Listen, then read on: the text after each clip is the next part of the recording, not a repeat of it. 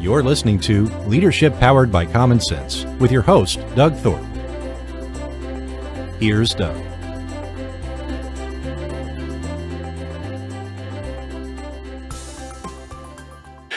Hello again, everyone. This is Leadership Powered by Common Sense. I'm Doug Thorpe, and today, this episode, we are going to deal with mindset.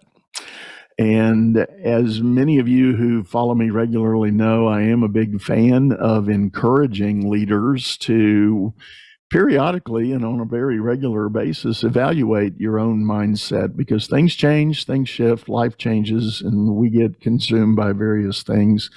But having the right mindset is going to do so much more to help you achieve the goals and objectives and strategies that you want to get into. My guest today is a lady named Elizabeth Lewis. She is a specialist in this area. So, Elizabeth, welcome to the show. Thank you so much, Doug. I'm so excited to be here. Yeah, glad to have you on board. Before we dive into the meat of the subject, tell us a little bit about your background and your own journey, the experiences that have led you to where you are right now.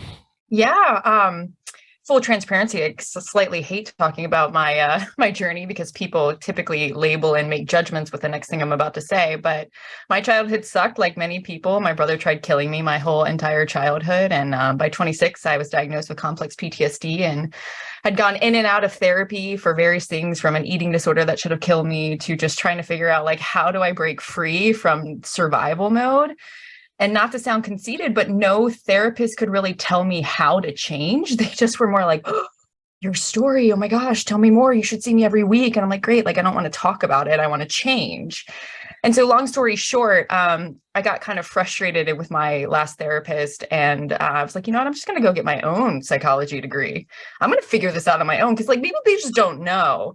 And so that's kind of how the cookie crumbled. I got my first master's degree in positive psychology with a subspecialty in coaching psychology, started becoming like a neurology, neurobiology, neuroscience, like freak, and couldn't get enough.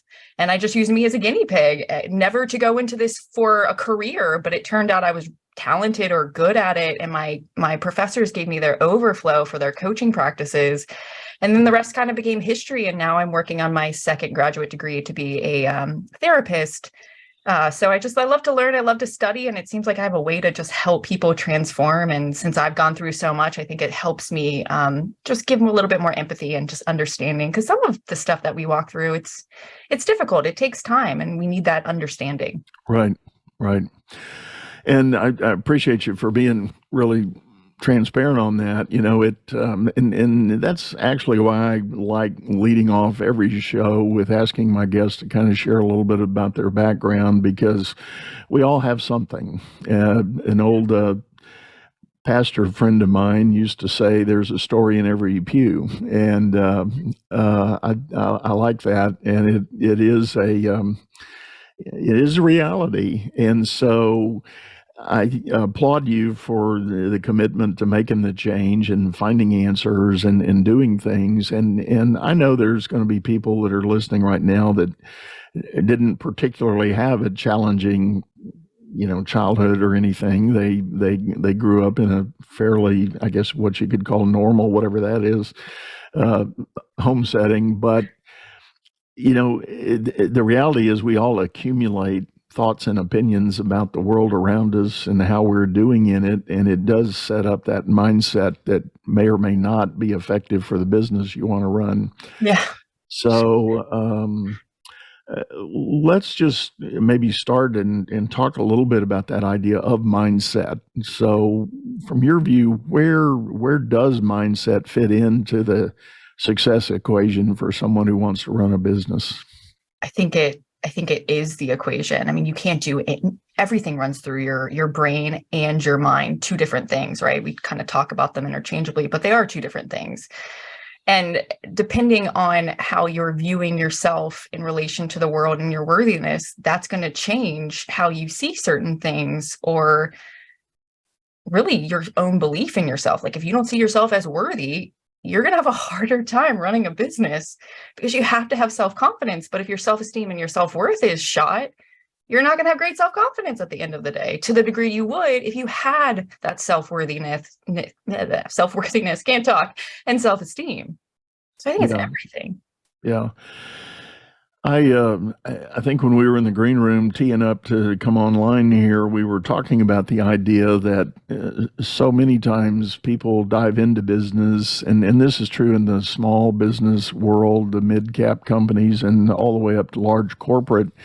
You kind of get in the trenches and you start thinking about things like strategy and strategic planning and budgeting and forecasting and all the nuts and bolts of running the business. But as we said, if you don't have the right mindset, all that kind of immediately goes out the window.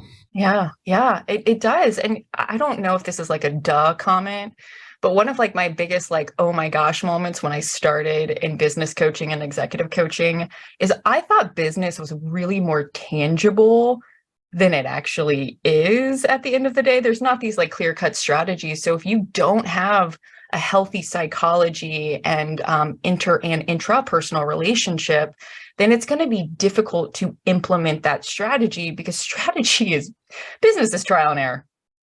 And what worked for one company isn't going to work for another company necessarily. And so you have to be able to listen well and be able to pivot and all of these other psychometrics that help us succeed in business. If they're low, you're going to have problems. Yeah.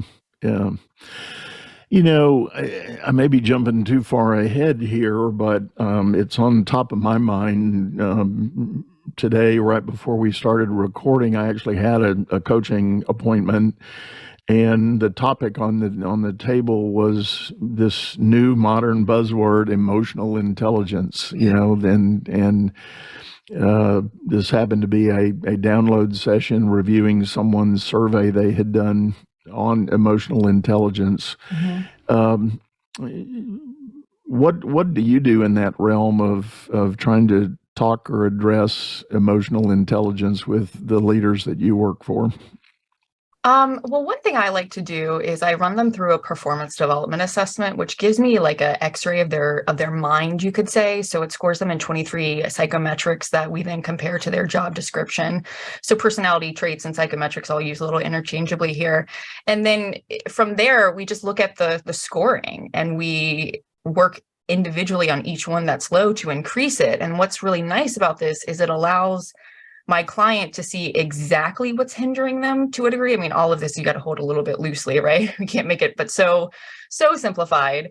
And then, you know, through being intentional of either giving them the education or the awareness and helping them grow it, all the other psychometrics typically go up or go down depending on what we need to do.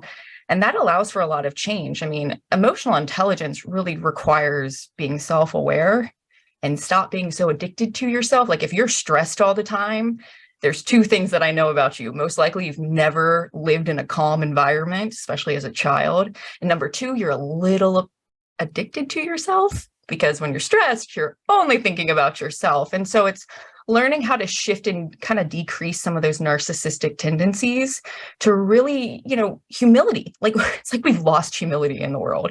You have to humble yourself. Yeah. You have to like grow up. You know what? People project all the time, and typically what pisses you off in someone else is what you do to other people. Exactly. Yeah. That's one of the very basic tenets of psychology that I've always believed in. You know, the very thing you want to point out in others is usually a really bad habit you've got. So exactly. You know, on the topic of emotional intelligence, what I've come to try to tell my clients is they need to understand that, number one, just because it's highly popular right now, there's a lot of teaching and coaching around it. It is just, in my humble opinion, it is just one of many tools you can put in your leadership tool bag. Agreed. If you take an assessment and you come out incredibly low on emotional intelligence, that doesn't mean you can't run a business or lead a team. Right. It just means you might be missing some opportunity for a couple of notches up the scale on effectiveness and success. So it is always a function of investing in the time and energy to do the study and decide if there's opportunity to grow as a leader. Yeah. by somehow improving your emotional intelligence. I would completely agree. And I'm so happy you said that, because I think too many people put too much emphasis on these assessments when all assessments are just a snapshot of where you are. I mean, the brain is malleable. You can change pretty much everything about yourself. And depending on your age and your background, some of this might take time. But all of this is just, it's part of the journey of becoming your best self. And as your awareness grows, you're going to find more. I mean, we're like onions. You're going to find more and more dilemmas at the end of the day. But, Yeah. these are just part of it. It's not the whole story. And Yeah. and the other thing is you have to kind of see them as a collection. A lot of people are like, look at this one assessment. The Enneagram says I'm this. Well, great. All assessments tell you a little bit of something, but they don't ever tell you the full story. And Yeah. it's always dependent on your mood when you take it. I mean, you could take an assessment one day and then the next day take it and get a different result because your opinion about yourself is different. So you have to hold these a little bit looser than some people want to see them. Yeah.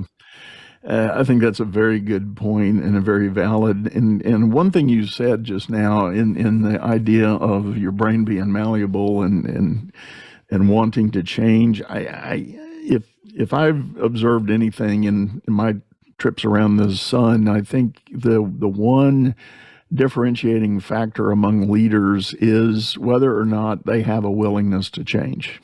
Yes, and that's the key. You can't help someone who doesn't want help. Right.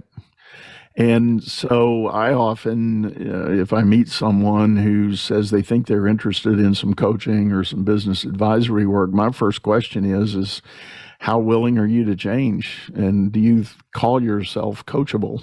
Right. I know that's one reason I put my clients through a psychometric assessment, because sometimes I've run into people who say that they're willing and they are coachable. Push comes to shove, no, they're not. And so, especially when you have low trust and high assertiveness, you're just going to argue about everything. And if we put that low coachability in, we're just going to want to pull each other's hair out. Right, right. And it's going to be a fix-it job. And I get those calls. I get those calls too from HR, and they say, well, the board says we need to talk to this executive and, he needs to change his behavior. And it's like, yeah, but does he want to change? And Yeah. Don't know, and if they don't, I consider it a fix-it job, and I don't do that. I'm not a body repair shop. But you can't. I mean, when someone has that degree of avoidant behaviorism, there's so much there. And, it's like narcissism. It's typically fueled by intense insecurity and fear.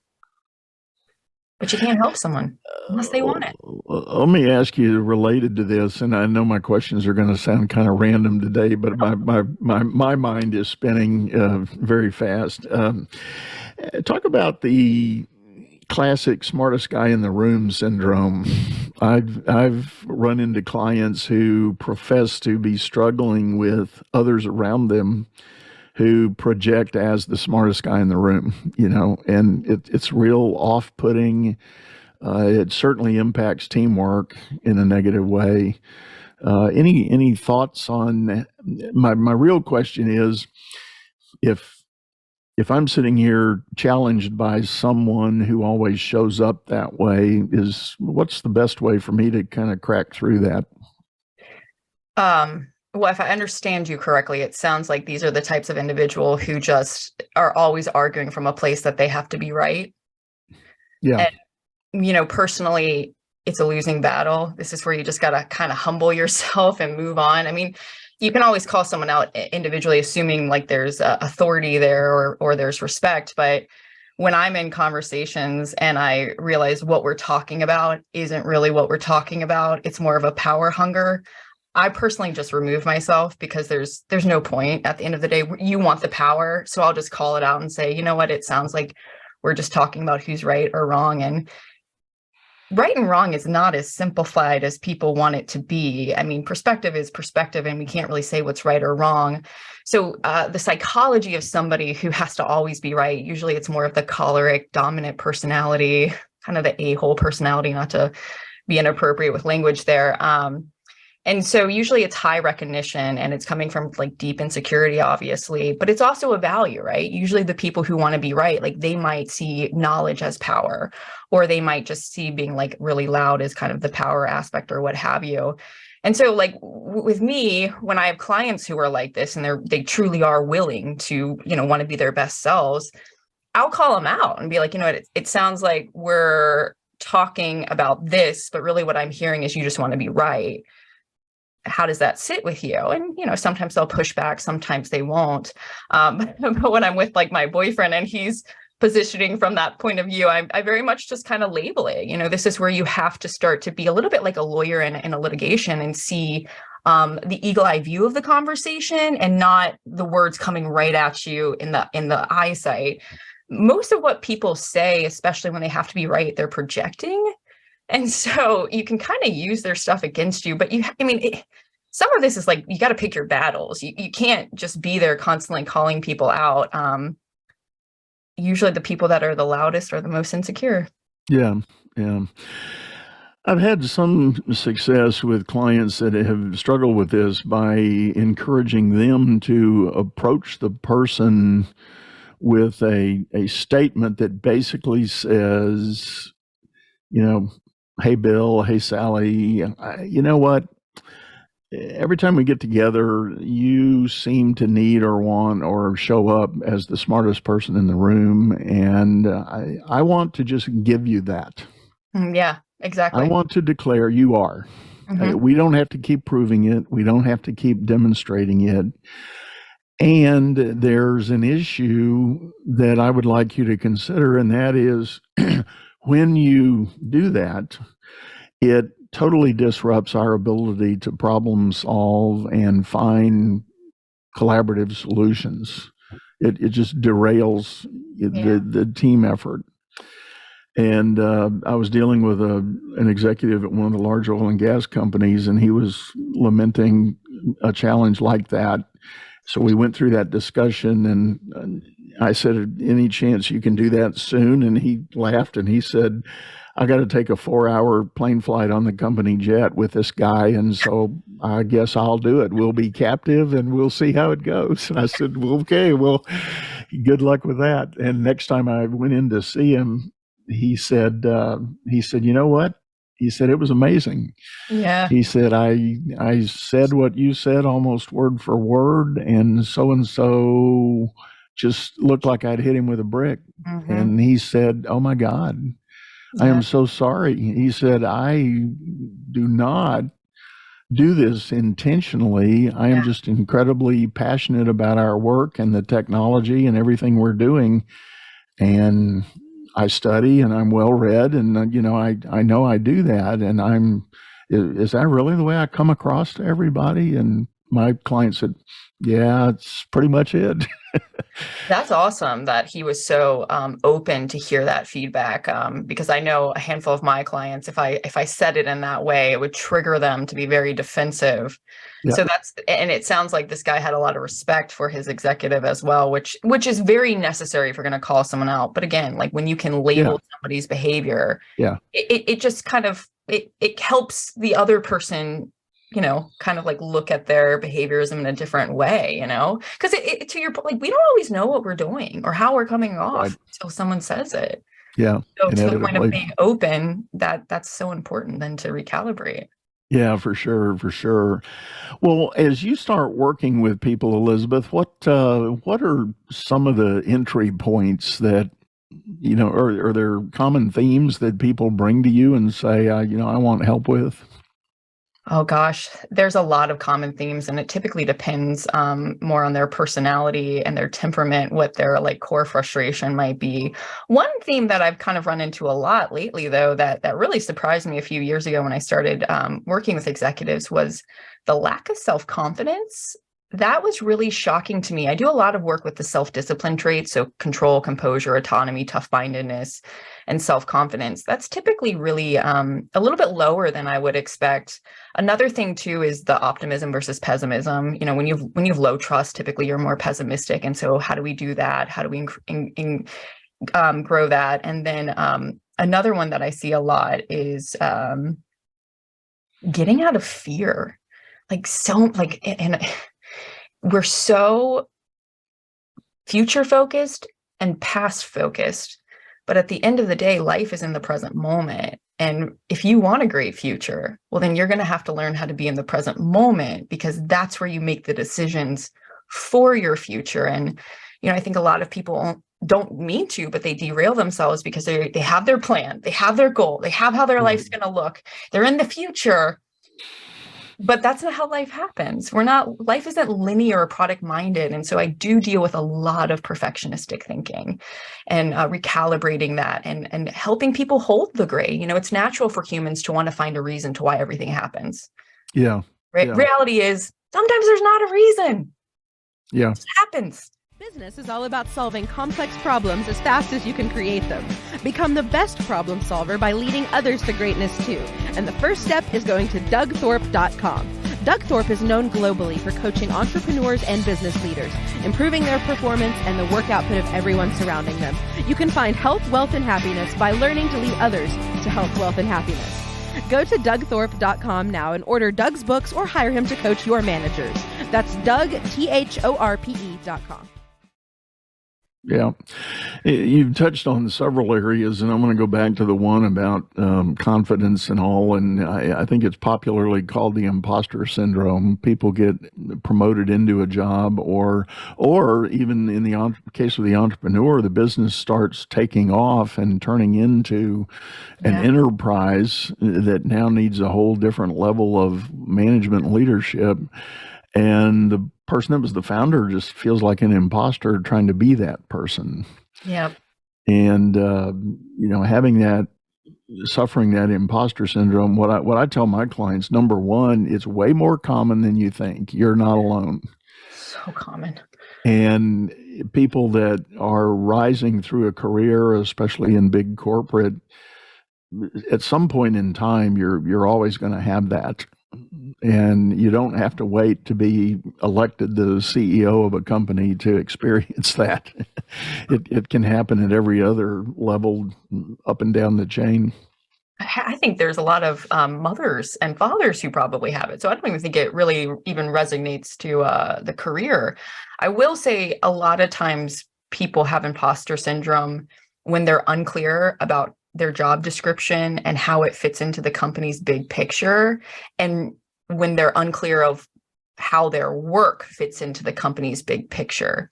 I've seen a lot of imposter syndrome quickly clear up when the executives were communicating the company's mission or vision or key goals better. It typically resolves. A lot of people just sometimes get so afraid of what's going to make me get fired, because that's so unclear. And so, everything really falls down on communication. So if you are a company, are you valuing your employees? Are you letting them know how their work fits into the bigger picture and how they fit into the bigger picture?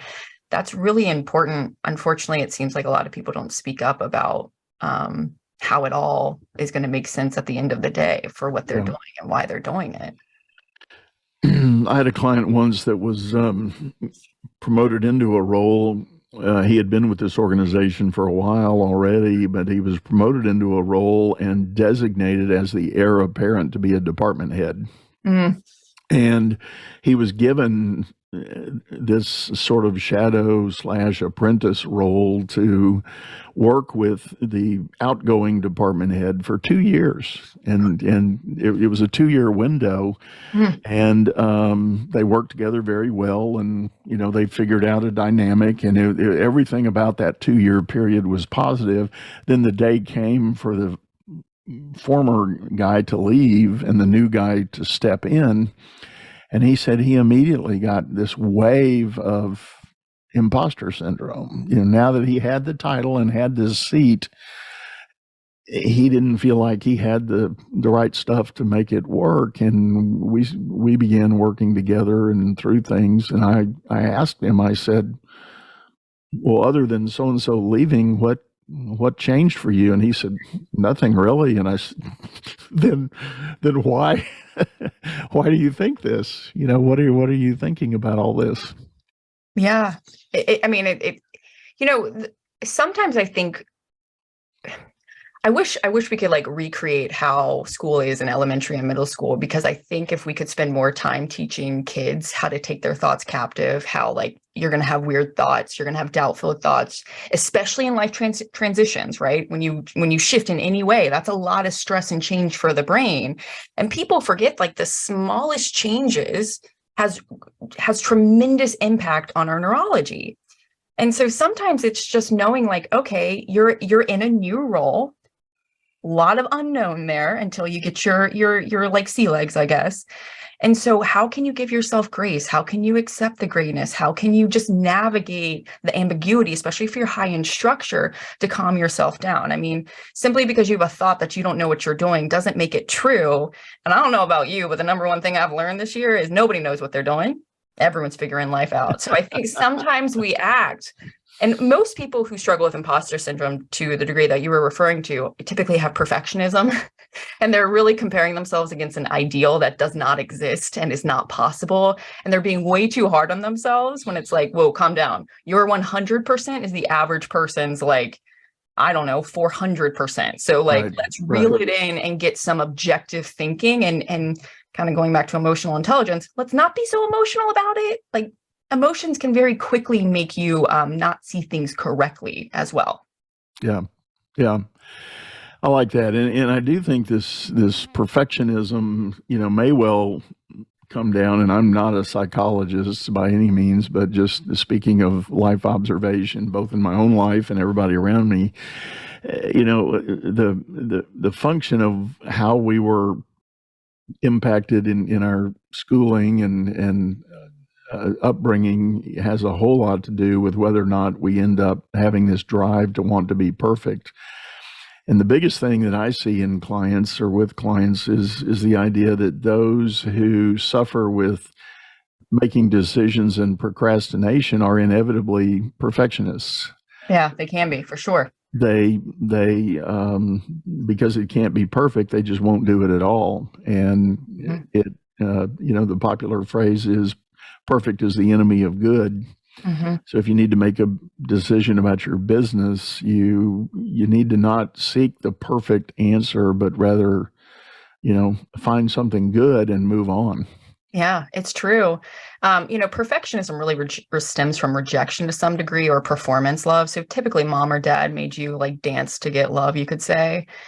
Or mom and dad had it and you were taught it from just observing mom and dad doing it. But the cool part is just because you have it doesn't mean you have to have it for the rest of your life. Like, right. Again, if you're willing to do the hard work up front, you can change and get free from perfectionism quite quickly. But again, are you going to be willing, intentional, and put in the effort? Because I guess I'm a little surprised about how many lazy people there are in the world, and like the whole, just give me medicine. I'm like, well, if you read the study on medicine, it doesn't do what you think it does, quite frankly. I mean, to a degree it does for some people. And we're getting more advanced in neuroscience research to see when and where the medicine would necessarily work for the individual. But I mean, like literally thinking changes your neurology. So like, what would happen if you just started to think differently and challenge yourself to maintain that way of thinking, which is hard. So have accountability, have people to help you. But I just believe if you can imagine it, you can do it. It might take work, might be hard, might be longer than your goals are, but you can do it. I've seen people do the impossible. You can make it possible if you believe. Speaking of the brain science on that, I'd like to get your opinion. I've read some studies that talk about the way we help change behavior is to find new thinking paths. And the simple, very specific example is whichever hand you use to brush your teeth in the morning, try doing it with the other hand for a while. And it's going to be next to impossible at first, and then pretty soon it's going to get better. And the brain science, as I understand it, says that you create new neural pathways in your brain when you invoke a new thought or a new idea. And until you repeat that, those synapses in the brain aren't firing together with a hardwire. They're just it's a gap in space. But if they keep firing together and they're called on to do so, then your brain actually hardwires that connection. Yeah, that's true. And that's when it becomes second nature, like kind of like driving a car, and Right. you go to the store and you go, how did I get here? I don't know. Yeah, yeah. I mean, that's neuroplasticity at its finest, right? Large word for a very simple process. Even learning something new is creating new neural connections. Nothing's really hardwired though. You get like default connections and network, but we can constantly change. And the brain is like the ideal organization. It's like I wish some of the people in companies would be a little bit more of a team player like brains, because every part of our brain has a particular key or focus that it's going to do. But it's not like, super jerk-like in the fact of it's only going to stay in that area, right? It will pick up and do everything. Like it'll start to take on responsibilities that are not its primary functioning. That's the coolest part about the brain to me in that aspect. But yeah, I mean, neuroplasticity comes down to attention, effort, and repetition. You have to learn. I like to give people the mask example, which has been a little, some people get mad at me for it. I'm not saying like the mask is good or the mask is bad. I'm just using it as an example because we've all kind of lived through COVID-19 at this point. And, when they were teaching us to always wear the mask, what did they do? They put it on billboards. They put it on radio stations. They put it on newses. They put it on, they constantly exposed you to it and you constantly learned. And in time, it became, second nature to a degree. But we know that neurons that fire together wire together. That's the power of associations and creating stories for memory. I mean, our brain is pretty amazing at the end of the day. But if you want to change your habits, if you want to change your neurology, the best way to do that is making really small changes in your thinking, in your environment, in your habits, and in your behavior. And in time, they'll grow to larger ones. So it is all obtainable, but we got to stay in the moment because it's super easy to get overwhelmed with. So I may be delving way too far into the psychology of things, but in terms of healthy mindset, there's also a lot of teaching about, be careful who your friends are. The circle of people that you associate with have such a heavy impact on how you think, how you believe, what you do. And if you're wanting to make a change, sometimes you got to think about changing people. I would say always, this is big with addiction. If you are an addict and you're trying to recover, one of the first things they say is be mindful of your friend groups, because the way the brain works with memory is the brain can get cues from your environment. That's why, when someone who's a drug addict, you typically can't put them back in the environment that they were in using, which usually includes their friends, because those environmental triggers, I guess we could call them, cues the brain to say, hey, you need to go and get whatever. Because when you're addicted to something, the brain reorganizes itself to say you need that substance in order to survive. That's why the cravings become so difficult to kind of ignore, because your brain is saying we are not going to survive unless we get this. So changing your environment is very, very important. Well, again, I know my questions today have probably been very random, so I'm going to ask the audience to bear with me. But I'm fascinated by this stuff, and find and I am reflecting on a lot of the popular discussions I'm having with clients. Let me ask you one last thing. Okay. You mentioned the mask situation in COVID. There's a lot of talk and study that is being done post-COVID in the work world about the mindset shifts that employees have made. So now leaders of businesses are finding whole new challenges with their workforce. Yeah. And I've read articles where some have actually declared it an individual kind of PTSD that people suffered because at some stage in the whole COVID scare, we all dealt with our own sense of mortality, because, the first 90 days, nobody knew what COVID was. It sounded like the whole world was going to die. And, what are we going to do about that? And of course, I don't want to get into the discussion about what the media did or didn't do on all that. But the reality was people took huge emotional hits trying to figure out what life needed to be about. Yeah. No. Yes. Is there something particular you want me to speak to on that? Well, I guess that was a long-winded build-up to say, are you seeing, or have you in your work, are you seeing any focus on this idea of the new mindset that employees have going back to work after being released from the COVID lockdown. One of the things that I've ran into with some of the companies that I've worked with, and it's been more of the like blue collar companies where I've seen a lot of this, is employee retention. Because, again, not to go political, but when America just kind of gave out money to help people because no one knew really what was happening, it changed a handful of people's work ethic that was already, we could maybe argue, was kind of crap in the beginning, and now it's like super crap. And, with the increase of a job needing to pay all your bills and the expectation of what some of these employees have, that's been really challenging. I work mainly in the Southeast, and ironically, the Southeast did not shut down to the degree as like the North and the West Coast did. So we weren't really as impacted. And what I'm about to say might make people not really love me, which is totally fine. But at the end of the day, like, part of life is hard. Toughen up, Buttercup. We have a very fragile society in today's world. You can die at any point, at any second. And I have to, I guess, share my bias that, my immune system was crap after dealing with constant stress. Obviously, stress will destroy your immune system. When I lived with my brother and when he tried to kill me and all that stuff. And so when I was getting healed and recovering from complex PTSD and rewiring my brain, I was told to live in a bubble. I kid you not, because I had no immune system. I actually had an autoimmune disease. I ended up walking out of it. I don't have it anymore. I get tested every year to make sure. And so if you're going to live in fear, understand that like that's the worst thing you could do for your psychology, for your health, for your body, for your spirit. I would encourage you to get a spiritual source that's bigger than you so that you can put your trust in something that's greater than you, because humans need hope.